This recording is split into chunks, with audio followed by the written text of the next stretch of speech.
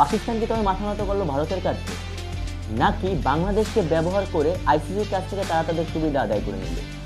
বিশ্বকাপে নেই বাংলাদেশ, তবে থেমে নেই এই ভারত পাকিস্তান ম্যাচ। মাঠের ভেতরে এবং বাইরে এই ম্যাচ নিয়েই থাকছে আজকের এই ভিডিও। পাকিস্তান ভারতকে বারবার হুঙ্কার দিলেও বাস্তবে আমরা তার কোনো প্রতিফলন দেখতে পাইনি। পাকিস্তান বলে এটা করব সেটা করব, কিন্তু দিন শেষে তারা কিছুই করতে পারে না। দেখুন 2023 সালে পাকিস্তান বলেছিল যে তারা ভারতে বিশ্বকাপ খেলতে যাবেন না, দিন শেষে তারা কিন্তু ঠিকই নাচতে নাচতে ভারতে বিশ্বকাপ খেলতে গেছে।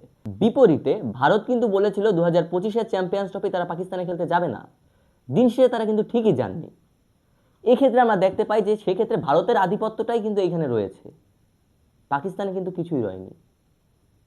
মাঠের ক্রিকেটেও পাকিস্তান ভারতের কাছে তেমন ভাব করতে পারছে না। এবার বাংলাদেশের এই ইস্যুতে পাকিস্তান তাদের সুযোগের সদ্ব্যবহার করলো। পাকিস্তান যেন ঝোপ বুঝে কোপটাই দিল, মাঝখান থেকে ব্যবহার করলো বাংলাদেশকে। মোস্তাফিজুরকে যখন বাংলাদেশ বলল তারা বিশ্বকাপ খেলবে না, তখন আমাদের মনে হলো পাকিস্তান বুঝি আমাদের পাশে দাঁড়িয়ে আছে।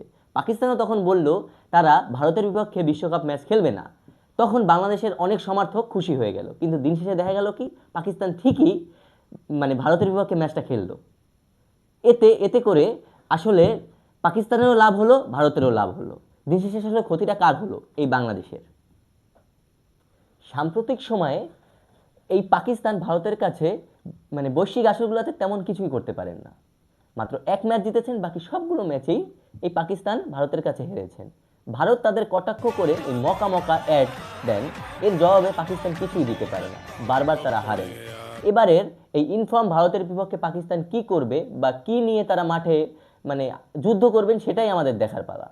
আপনাদের কি মনে হয় এই ভারত পাকিস্তান ম্যাচ নিয়ে কে জিতবে সেটা আমাদের কমেন্ট বক্সে লিখে পাঠান এবং আমাদের সাথে থাকবেন, পাশে থাকবেন এবং আমাদের নিয়মিত দর্শক হয়ে থাকবেন। ধন্যবাদ।